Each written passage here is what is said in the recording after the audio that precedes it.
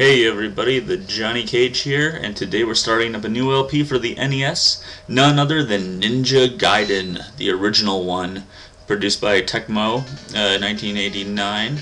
Then of course they came out with their sequels in 1990 and 1991, respectively. So here we go, we're starting right out with Act 1. This is probably one of my favorite, not even probably, this is one of my favorite NES games of all time. Definitely in the top 10, maybe in the top 5. It's pretty legendary for its difficulty, and you'll see that later on, and I'm not going to use any excuses other than the fact that I might be using a Logitech controller rather than a classic NES controller. It's my only kind of gripe, but, you know, no excuses here for this run, because I played the hell out of this game, and I should be able to do pretty well up until, like, the second to last level, or last level. The final boss of this game, if you're familiar with him, is just ridiculous. He is so hard, and I can never guarantee that I can beat him on my first try. He's very, very tough, but we'll worry about that when we get there. So this is the first level. You're in the city. You've got your ninja power gauge, which is right next to your number of lives you have. I got the S power right now, and at 30 of it, it consumes 5 every time you use it. And here's your first level boss. Whoosh! Bam! And then you go to the crouch like a boss ninja right there. Doesn't that just look awesome? To use that particular power, which is the best power in the game, by the way, you hit the A button while you're in the air, and he takes out, he just has like a rotating blade kind of move, takes out everything that it hits. And then we talk a little bit about the story. We get to the story part of the game, which is actually quite in-depth for a Nintendo game of 1989. It's not very good, but you have to consider the fact that this game was geared towards little kids, and obviously most gamers at the time were not, you know, older people. They were people maybe watching their kids, maybe playing some of the harder games. But you know, the story is what it is. This game is accredited with having the first cutscene in it, which comes in Act 5, I believe. If I remember correctly, I believe it is. It also has a story in between the acts, which is, you know, we'll take it for what it is.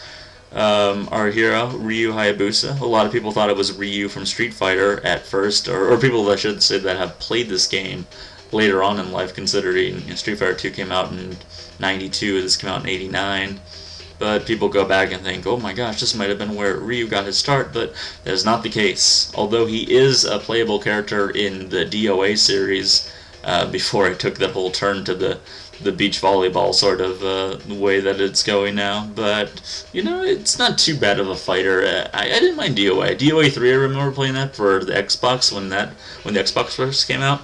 That was an awesome game. Thought that was a great title. But, oh damn, you hit right away. Here's our second act. This one's not a whole lot harder than the first. I got my little shuriken move.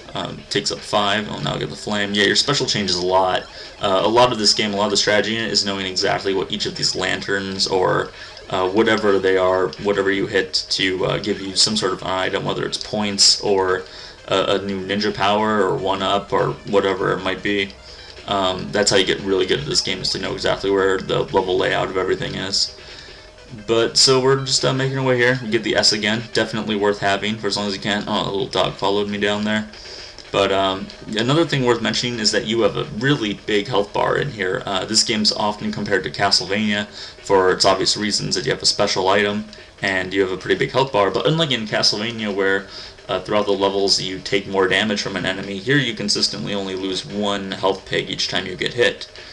Which you might say, oh, okay, well then, you know, I can get hit a lot, but that's not at all the case, as more times than not in this game, you will get hit back into a pit and die from falling, which is also what happens a lot in Castlevania.